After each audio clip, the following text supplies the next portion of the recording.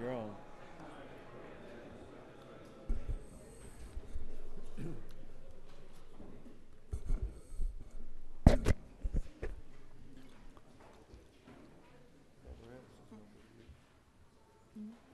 We might do his.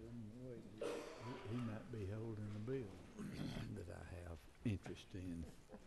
Good morning. Well, that's a little bit better. So we can just start meeting at 11 and y'all can speak up in a decent voice. Okay. Wendell, it's just so nice to see you. Where have you been? You're forgiven. Y'all bow with me. Gracious Heavenly Father, for another wonderful day in your kingdom, we're eternally grateful for all the blessings that you give each and every one of us. We say thank you. Forgive us of our sins. None of us are perfect. And we have one way to you. Please accept our apologies for the stupid things we do sometimes. Lead us and guide us. Let us do things that please you. Keep us in your arms. Protect us. Ask these things in your Son's most holy name. Amen. Mr. Epps.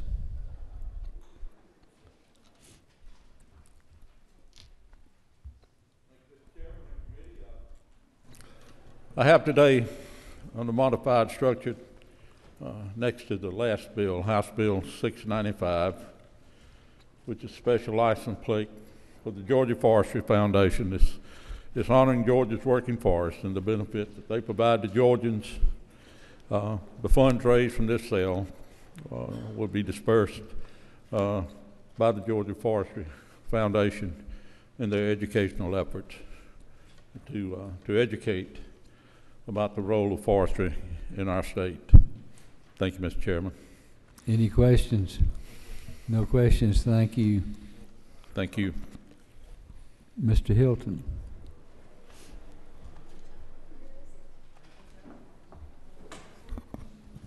Thank you, Mr. Chairman, members of the committee. I bring before you House Bill 698 under modified structure, creating a specialty license plate for the benefit of the Georgia Tennis Foundation. Also here to bring to you House Bill 756 under structured rule. There are approximately a little over 500 cities in Georgia, all of which are required to report the use of the proceeds of SPLOST. The way the code currently reads, they're required to report that by December 31st. The issue being that a lot of cities have a fiscal year end of December 31st, not allowing them enough time to report the proceeds of the SPLOST. The bill changes that to 180 days after the fiscal year close, so some cleanup language there. Questions? No questions, thank you. Mr. Wilkerson. Thank you, Mr. Chairman, members of the committee. I bring to you House Bill 6, and then 6. It's under modified open rule, the second bill. It deals with license plate frames. This is the one I brought the other day, that it basically would legalize the license plate frames that you see around your car, whether you be UGA, your sorority. There was a question the other day regarding talking to the state troopers, and I did that, and I think Mr. Fleming, they talked to you afterwards, and I think we're okay on that, I believe. So I would stand for any questions and ask for your favorable consideration. Do we have any questions? Where'd you get that number on that bill? Is the devil made you do it? No, I don't think so. As I mentioned to the other folks the other day, I did some research, and that bill has passed this chamber before. So I would think this would be an opportune year to show that we can overcome that. Mr. Setzler. Thank you, Mr. Chairman. To the author, this is not a set of leading questions, just a simple question. I've seen some of the frames. Is that what you're calling them? Yes. All don't seem to be created equally. Some seem to be very thick and very sort of expansive. Others are just smaller things. I mean, I don't know if you've defined an extent of the frame, and I know you talk about the numbers being visible. I'm not a law enforcement officer, but when I see something, I can't even tell what state it's from. I've seen some, I can't even tell if it's a Georgia license plate. All I see is numbers. That's relevant to me. I don't really have a suggestion to you about this, but this is a proposition that's being prepared. I don't know that it's unreasonable to want to see the state in which the license plate, but I mean, it's a conversation we can have. I don't know how rigorously you've defined that. Yeah, and thank you for that question. And that's why I did speak with law enforcement, and we did talk about as long as you can, it's readily identifiable, I think is the term that would cover that. So if it's readily identifiable, those thicker frames you would not be able to see whether it be the expiration date or may not be able to make out the numbers, but this clearly says that you have to be able to make out each one of those. And in our conversation with the colonel the other day, he called it common sense legislation. He said they would never enforce the law as it's written now. It's usually your localities that do that, but he said it's common sense is the words that he used. In other words, but thank you for the question. In other words, none of the localities have common sense. I did not. I will follow your direction on that, Mr. Chairman. Is that what you said, really?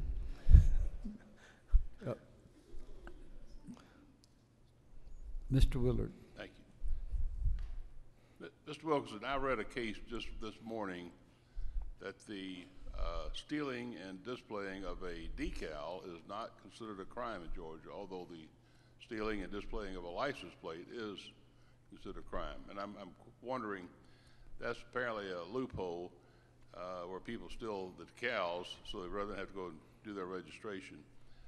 Would you have any objection to your bill going back and having that modified to go with this bill? If you think that's appropriate, I mean, I would follow that direction. It's been recognized by the appellate courts that we do not have a criminal sanction against the stealing and displaying of a decal that people have to buy every year. Okay. And I do have a question. If you did that, would you just send it back to the committee, or would you recommend that I get another bill number?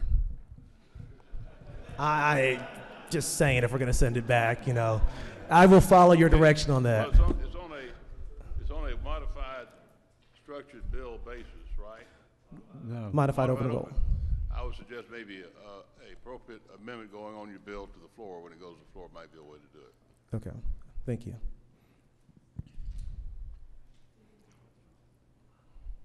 Any other questions? Y'all, it's gotten a little bit out of hand. I get a nice little thing from Wounded Warriors. It's a tag holder that's red, white, and blue like a flag. I can't see my county or In God We Trust, and I can't see Georgia on it. How is my state troopers and my locals supposed to enforce and when they don't know where it is, unless, you know, they can just pick out the color and say that's a Georgia tag? There's something the matter. Think about it. No more questions. Thank you, Mr. Chairman. Ms. Stovall.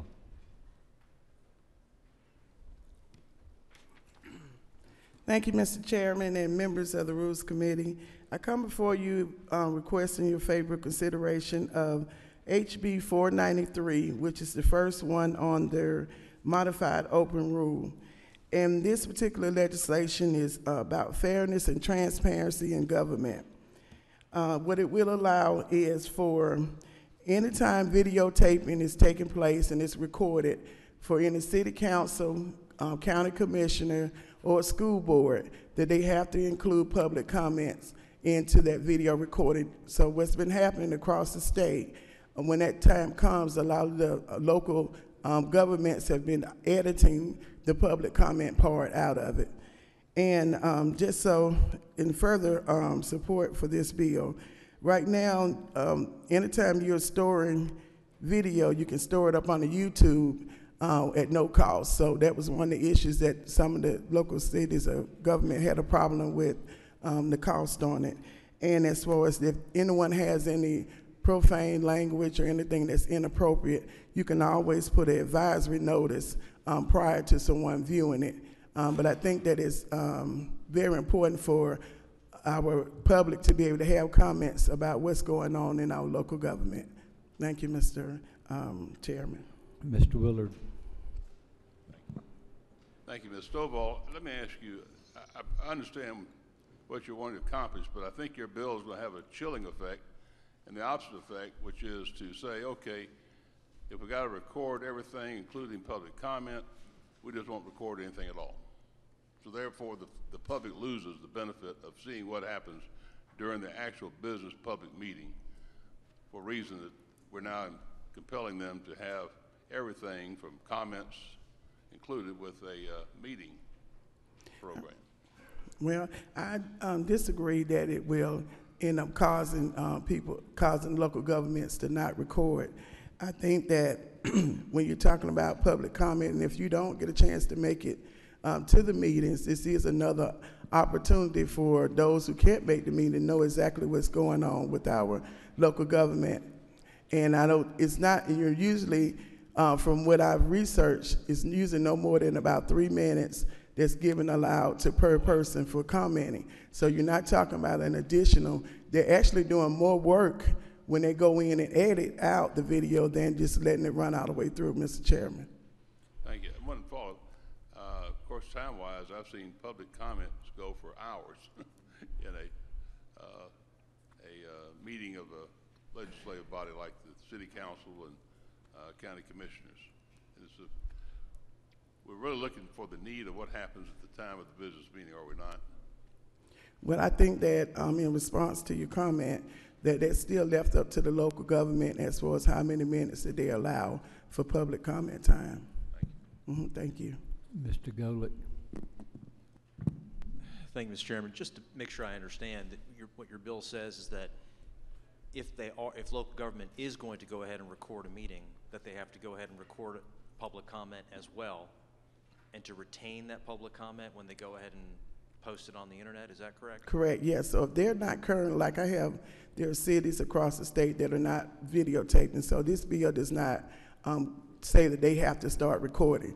These are only for the ones who are already recording, that they have to include that part into it. If they're going to go ahead and record, if they've recorded the public comment section, by virtue of recording it, does that not become a open public record at the moment they record it?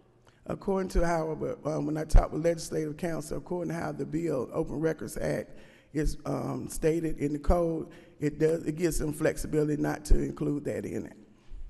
Okay, so it gives them flexibility to not include it in the posting of their video of the meeting online on the county or city website, whatever it may be. But if they've gone ahead and recorded it, at that moment in time, does it not become an open record? And if they go ahead and delete it, aren't they actually deleting an open record?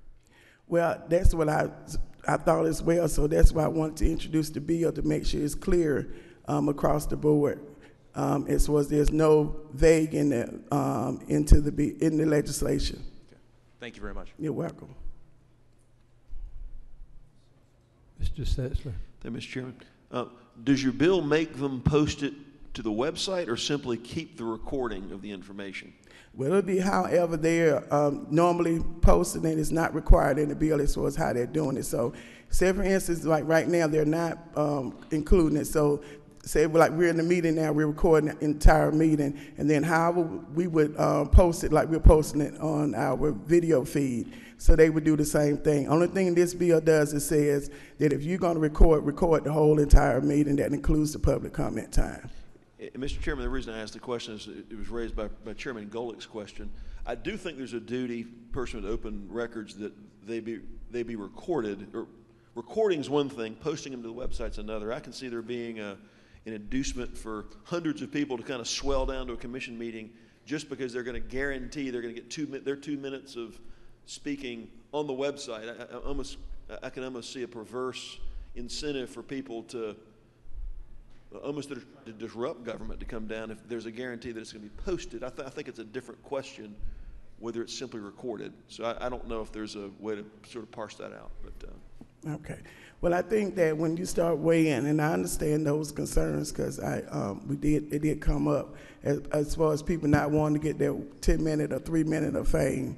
But I think when you look at the overall totality of it, you want to make sure it's fair and knowing what's going on. Because I've seen plenty of times where I've sat and looked at the video and that part was cut out, and then there's a conversation going on because of a public comment, and you don't know because you were not there present at the meeting. Now, over on this is Ms. Drenner or Ms. Drenner? Thank you, Mr. Chairman. Representative Stowell, so I understand the intent of what it is that you are wanting to accomplish. You said that now they spend a lot of time editing the comments out in order to post the meeting online. Will they just now edit and just put the public comments on YouTube, or will they put the entire content of the meeting on YouTube? It'll be the entire content. So what I'm saying, just like now we're in the meeting, you start the recording, so you don't have, and then once the meeting is over with, and that's how they post. And I just gave an example because there might have been a question about the cost factor on it. Mm-hmm. So that's why I brought up the part about YouTube, and that's what we use here at the state capitol. Okay, thank you. You're welcome. No more questions. Thank you. Thank you. Now ask for your favorable consideration. Mr. Benton. Thank you, Mr. Chairman. House Bill 588 has to do with employee retirement system. It would allow members of the retirement system to purchase an annuity using funds that they have in a 401k or 457B plan. There is no maximum, but there is a minimum amount that they would be able to transfer into that lifetime annuity of $25,000. There is no cost to the system because it's the members' money that they're putting into that lifetime annuity, and well, the only cost would be to administer it. So, thank you, Mr. Chairman.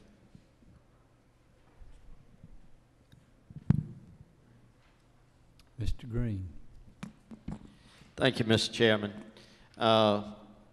This is House Bill 692, and Chairman Maxwell's not here today, so I'm first of all, this is a non-fiscal retirement bill, and the bill would amend provisions relating to deferred compensation plans. Specifically, what this bill does would allow the governing authority of a municipality to pay the cost or fees associated with employees' participation in a deferred compensation plan. And it also sets up, establishes an automatic enrollment arrangement. Any questions? Thank you.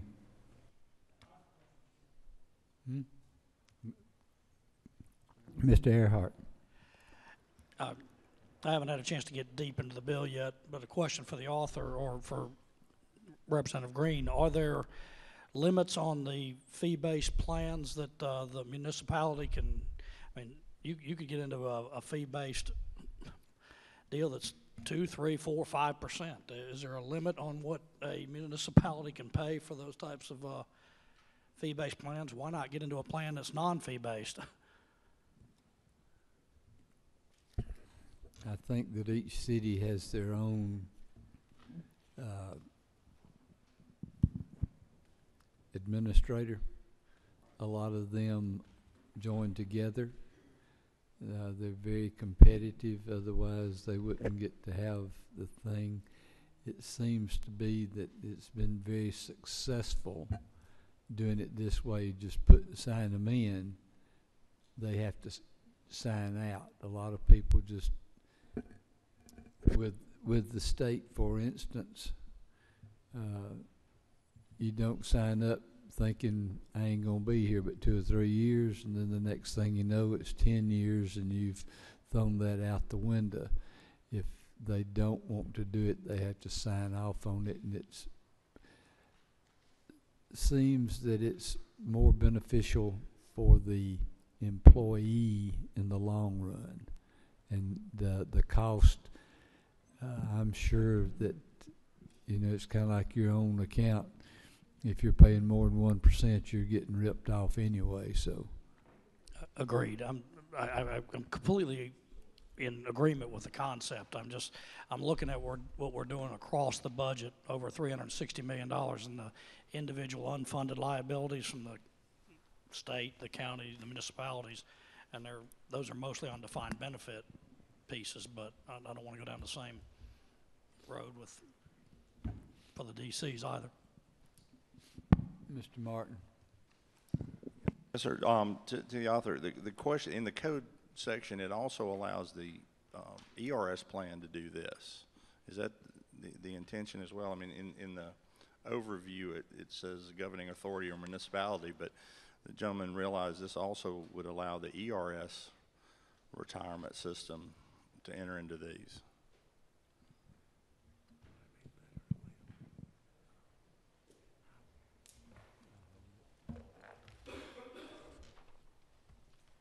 Mr. Green, have you anything else?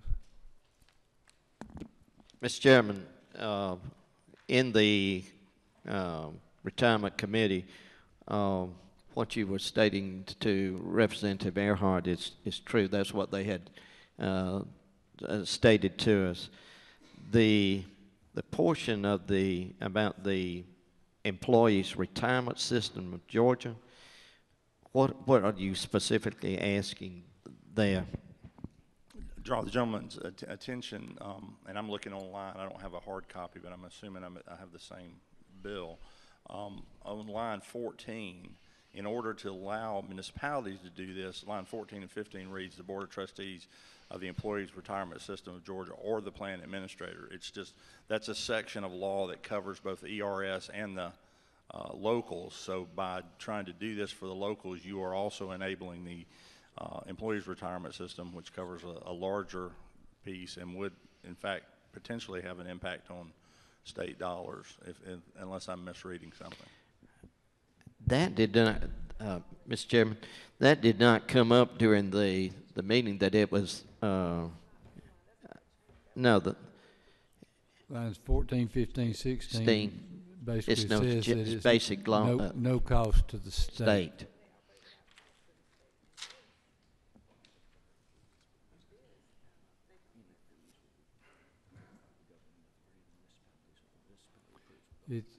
This is apparently directed more towards cities or the municipalities, and that any costs that come out of that, the cities would pay.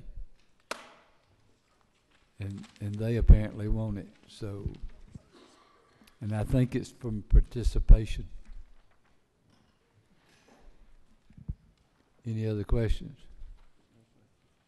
All right. See, that went pretty good. We need these people that are absent up here. What is this? Is that leadership? Maybe they should have a meeting all the time. Mr. Benton? Thank you, Mr. Chair. The proper time to ask for a bill or put your name beside a bill that is on the sheet? Yes. I'd like to put my name beside House Bill 695, please.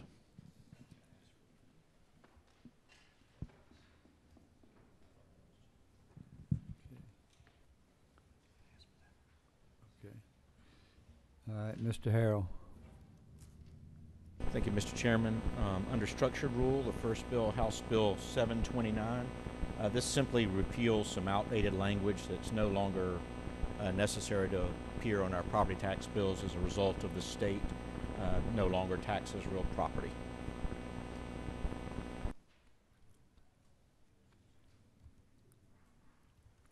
Mr. Green. Thank you, Mr. Chairman. I too would like to put my name beside House Bill 695 and House Bill 692.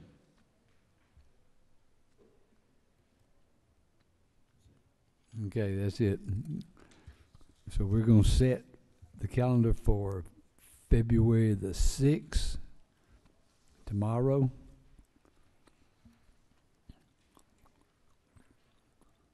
Under structure, HB 729, do I hear a move? Any opposed? It's on. Under modified structure, HB 398. Have a move and a second. All those in favor signify by aye. Any opposed? It's on. Under open rule, HB 588. Do I hear a move? All those in favor signify by aye. It's on. Under open rule, HB 692. Have a motion and a second. All those in favor signify by aye. Opposed, same sign. It's on.